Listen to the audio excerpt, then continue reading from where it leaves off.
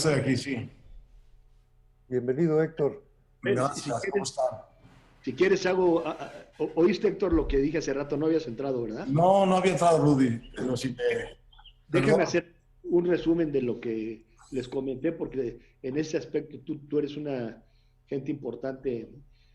Ayer comentábamos entre algunos de nosotros el gran descontento que tenemos y que existe por la administración del presidente López Obrador, ¿no? Y la verdad no estamos equivocados, estamos en la realidad. Por más que le quieras pensar las partes buenas, bueno, pues las partes malas rebasan por mucho a lo bueno.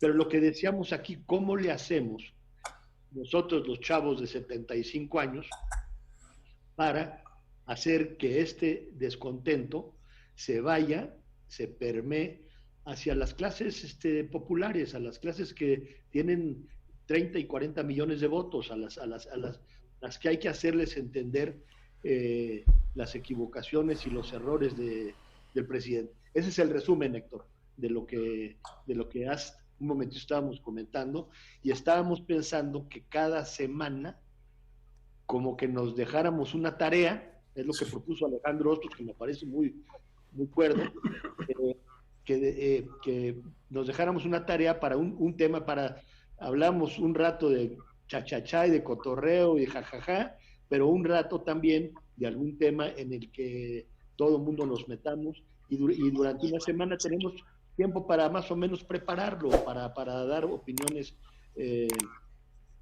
al respecto. Eso era. ¿Puedo yo? ¿Puedo? Escuché. Adelante, Héctor. Sí. Bueno, me parece muy buena idea esta de poner un tema, ¿no? Y traerlo más o menos pensado. ¿Qué hacer para que esto llegue a la inmensa mayoría del país? No, yo no lo sé.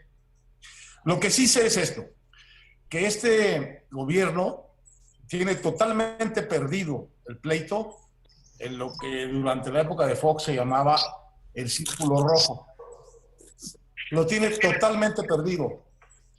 No hay un análisis de prensa nacional o internacional que defienda lo que está haciendo.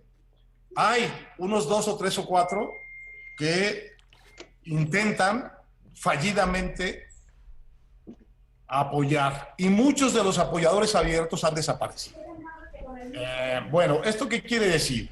Esto quiere decir que fatalmente, por los caminos más complejos que puedan imaginar o por los más simples, eso que está en el círculo rojo, tarde o temprano se vuelve lugar común en el círculo verde. No hay nada hoy. No hay nada de lo que llevó a López Obrador a la victoria. Corrupción, inseguridad y honestidad. Nada que no hubiera sido unas cuantas presencias en el círculo rojo que se fueron profundizando a partir de Calderón con la violencia, a partir de Peña con la corrupción. Primero fueron las críticas en el círculo rojo y luego eso se volvió un lugar común para todo el mundo. Eso va a suceder aquí también, porque ha sucedido sistemáticamente. Esto que estamos nosotros pensando y viendo, esto que está pensando y viendo Reforma, esto que está pensando y viendo la gente pensante del país, las calificadoras, los analistas económicos, los diarios internacionales, esto se va a volver parte de la visión común de los mexicanos. ¿Cuánto tiempo va a tardar esto? Bueno, no lo sabemos, pero es muy posible, es bastante seguro incluso, que esta crisis brutal que viene vaya a acelerar eso. Lo vaya a acelerar de una manera extraordinaria, en el sentido de que va a haber una enorme cantidad de gente necesitando cosas del gobierno sin que el gobierno voltee a verlas. Lo estamos viendo ya. El gobierno no voltea a ver a los que han perdido empleo e ingreso en estos 2 meses. Está viendo solo a sus clientelas que ya tenían su dinerito que les da. ¿Quién sabe cuánto les da y cuánto les llega? Pero a los únicos que ve es a esos.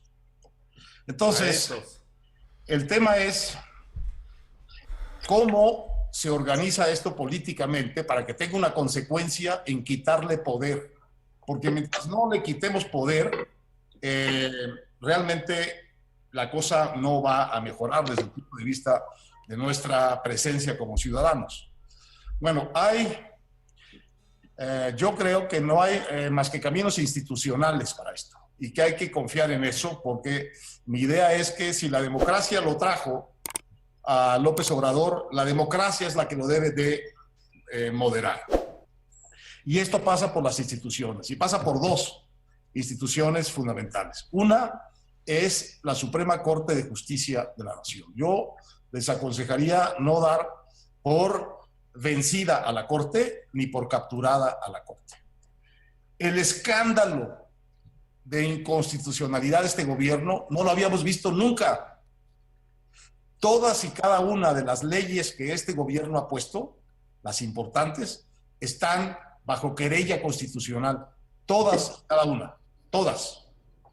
La ley de remuneraciones, la ley de administración pública, la ley de Guardia Nacional, la ley de uso de la fuerza, la ley de extinción de dominio, todas.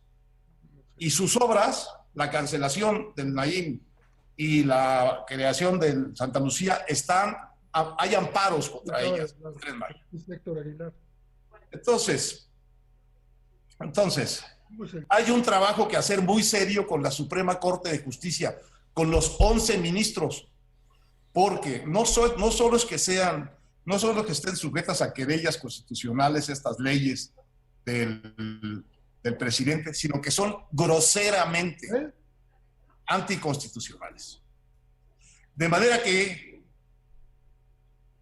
ningún ministro, ningún abogado con un mínimo pundonor puede aprobar eso y argumentar quién sabe qué para decir que eso es constitucional. Para decir que la ley de extinción de dominio, que te puede llevar a la cárcel porque sospechen que tu patrimonio es ilícito o viene de un negocio ilícito, por sospecha, te puedan meter a la cárcel sin derecho a fianza. Eso es directo contra las garantías individuales de la Constitución. Y así cada una de las cosas. Entonces, hay un pleito institucional que dar en la Suprema Corte, y no es un pleito que se da en parte en la prensa, pero se da sobre todo en corto con esos ministros, llevándoles la voz de la sociedad que está y debería estar realmente asustada y alarmada con la barbaridad constitucional o inconstitucional en que vivimos hoy los mexicanos. Esa es la primera oportunidad. Todo lo que puedan ustedes canalizar hacia la Suprema Corte es espacio bien ganado, porque con dos, no digo todas, con dos de esas leyes que ha puesto este gobierno, que la Corte le eche abajo, lo regresa al estatus de un presidente normal. Y lo obliga a hacer una cantidad de cosas que probablemente no puede hacer y va a estar en situación de ilegalidad mucho tiempo. Esa es la primera. Y la segunda son las elecciones del año 21. En las elecciones del año 21 hay que ganarle todo lo que se pueda, pero sobre todo, ya lo habíamos hablado, la Cámara de Diputados, porque en la Cámara de Diputados es donde está el único poder real que este señor ejerce y sabe ejercer, y ejerce sin ninguna cortapisa, que es la asignación del presupuesto. Entonces, en estas elecciones de 21, que son todas elecciones locales, no son elecciones nacionales, son todas elecciones locales, las van a ganar candidatos locales o a perder. Esas elecciones tienen que ser unas elecciones de la sociedad mexicana frente a Morena. El presidente López Obrador está en una aceleración muy impresionante de sus decisiones respecto de su proyecto. Y cada vez vemos más claramente que su proyecto es realmente un proyecto como dice uno de sus colaboradores cercanos, que no es un proyecto de transformación, es un proyecto de revolución. Entonces él quiere borrarlo todo y empezar de nuevo. Eso es un delirio, eso es imposible hacerlo ni a balazos. Ni las revoluciones violentas que han destruido un Estado han podido cambiarlo todo. Es imposible pensar que lo puedes cambiar dentro de la estructura de un régimen democrático, como a pesar de todo es el mexicano, porque solo porque el presidente tiene mucho poder, no se puede. Eso es imposible. Y conduce a decisiones tan estúpidas como las que hemos visto tomar recientemente, de ir cancelando inversiones ya hechas, pues en cervezas, sí, pero también en energía eléctrica, y este tonito de que ahora, ¿qué es lo que vamos a hacer con los ricos? Bueno, espero que los ricos entiendan ya, a partir de este tonito y de estas decisiones, que la respuesta que dan las revoluciones a la pregunta, ¿qué vamos a hacer con los ricos?, es muy simple y es siempre igual en todas. En la Revolución Francesa, en la soviética, en la china, en la mexicana, en todas. Primero los usas, luego los expropias y luego los desapareces. Es lo que hacen las revoluciones con los ricos. Entonces, yo quisiera que tomemos nota de que estamos frente a un proyecto revolucionario y que cuando uno entiende eso, todas las estupideces que hace adquieren una lógica impecable. Él quiere que este país esté jodido y empobrecido para poderlo gobernar. Es lo que quiere. Es lo que quiere. Y eso uno lo tiene que concluir. La evidencia 1 más 2 más 3 más 4 más 5. ¿Está equivocado? Profundamente equivocado. ¿Va a perder? Yo creo que va a perder.